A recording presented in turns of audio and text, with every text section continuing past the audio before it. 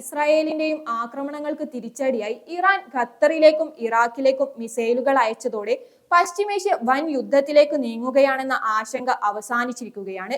മലയാളികൾ അടക്കം ലക്ഷക്കണക്കിന് ഇന്ത്യക്കാർ തൊഴിലും ഉപജീവനവും നടത്തുന്ന ഗൾഫ് മേഖലയിൽ ഒരു യുദ്ധം പൊട്ടിപ്പുറപ്പെട്ടാൽ അത് കേരളത്തെയും ഇന്ത്യയെയും അതിരൂക്ഷമായി ബാധിക്കുമെന്ന ആശങ്കകൾ ഉയർന്നതിനിടെയാണ് ഇപ്പോൾ സമാധാനത്തിന്റെ സന്ദേശവുമായി വെടിനിർത്തൽ ഇറാനും ഇസ്രായേലും അംഗീകരിച്ചിരിക്കുന്നത്.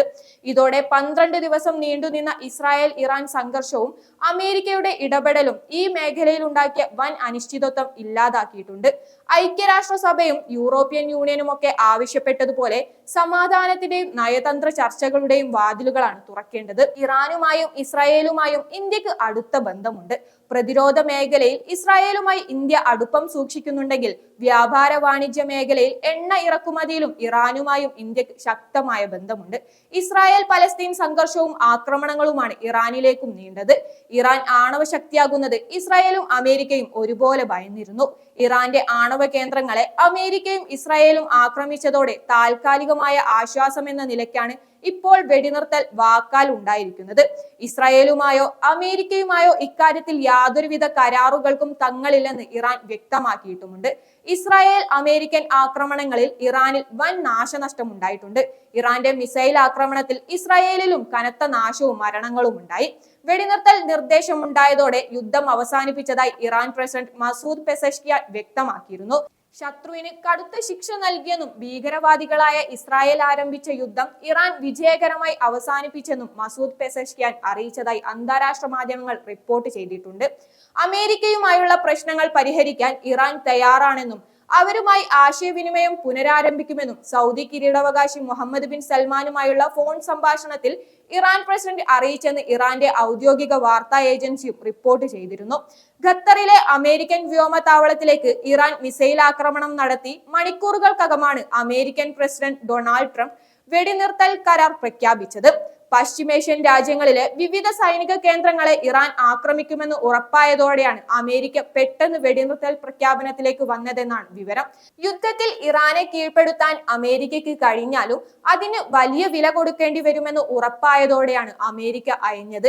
ഇറാനിലെ ഭരണത്തെ അട്ടിമറിക്കുക എന്ന ലക്ഷ്യം കൂടി ഇസ്രായേലിന് ഉണ്ടായിരുന്നുവെങ്കിലും ഇറാനിൽ ഇപ്പോൾ ഭരണമാറ്റം താൻ ആഗ്രഹിക്കുന്നില്ലെന്നും അത് കൂടുതൽ പ്രശ്നങ്ങൾക്ക് കാരണമാകുകയുള്ളൂ എന്നും US പ്രസിഡന്റ് ഡൊണാൾഡ് ട്രംപ് അഭിപ്രായപ്പെട്ടിട്ടുണ്ട്. മാത്രമല്ല, വെടിനിർത്തൽ പ്രഖ്യാപനത്തിന് ശേഷം ഇറാനിലേക്ക് ബോംബാക്രമണത്തിനൊരുങ്ങിയ ഇസ്രായേൽ നടപടികളെ അമേരിക്കൻ പ്രസിഡന്റ് താക്കീത് ചെയ്യുകയും ചെയ്തു. വെടിനിർത്തൽ കരാർ ലംഘിച്ചുകൊണ്ട് ഇറാനു നേരെ ആക്രമണം നടത്തിയാൽ അത് വലിയ തെറ്റാകുമെന്നും സമൂഹ മാധ്യമത്തിലൂടെ ട്രംപ് മുന്നറിയിപ്പ് നൽകി. എല്ലാം എത്രയും പെട്ടെന്ന് ശാന്തമാകാനാണ് ആഗ്രഹിക്കുന്നതെന്നും ട്രംപ് വ്യക്തമാക്കിയിരുന്നു. ഇസ്രായേൽ ഇനി ഇറാനുമേൽ ബോംബുകൾ പ്രയോഗിക്കരുത്. അങ്ങനെ നിങ്ങൾ ചെയ്താൽ അത് വലിയൊരു ലംഘനമാണ്.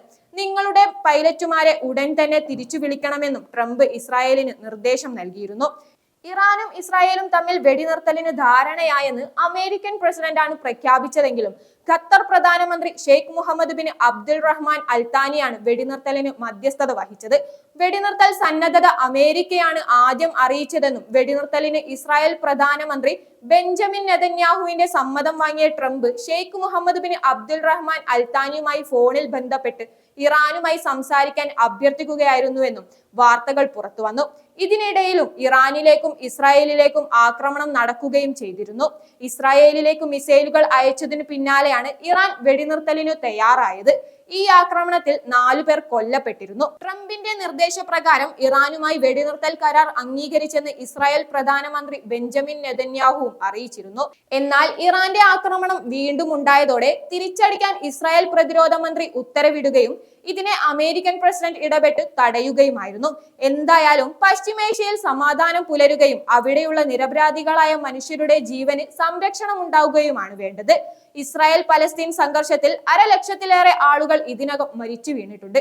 ഹിസ്ബുള്ളക്കെതിരെ ഇസ്രായേൽ ആക്രമണങ്ങളിലും ഏറെ പേർ മരിച്ചിരുന്നു. ഇറാനിലും ഇസ്രായേലിലും ഒട്ടേറെ മരണം ഇതിനകം സംഭവിച്ചു. യുദ്ധവും സംഘർഷവും തുടർന്നാൽ അത് ഗൾഫ് മേഖലയിലെ അപ്പാടെ ബാധിക്കും. അമേരിക്കയ്ക്കും ഇസ്രായേലിനുമെതിരെയുള്ള യുദ്ധം ഇറാന് ഈ മേഖലയപ്പാടെ വ്യാപിപ്പിക്കും. അത് സംഭവിക്കാതിരിക്കാൻ ഇപ്പോഴുണ്ടായ വെടിനിർത്തലും തുടർന്നുണ്ടാകേണ്ട സമാധാന ചർച്ചകളും മുന്നോട്ടു പോകേണ്ടതുണ്ട്. രാജ്യങ്ങളുടെയും ഭരണാധികാരികളുടെയും കുടിപ്പകകൾ ഇല്ലാതാക്കുന്നത് സാധാരണക്കാരായ ലക്ഷക്കണക്കിന് ആളുകളുടെ ജീവനുകളാണ്.